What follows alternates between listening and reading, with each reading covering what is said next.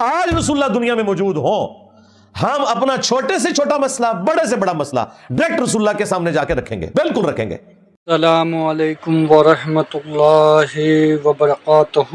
کیا مولا علی علیہ السلام نبی صلی اللہ علیہ وآلہ وسلم کے مشکل کشا تھے؟ صحیح بخاری اور صحیح مسلم دونوں کے اندر حدیث موجود ہے۔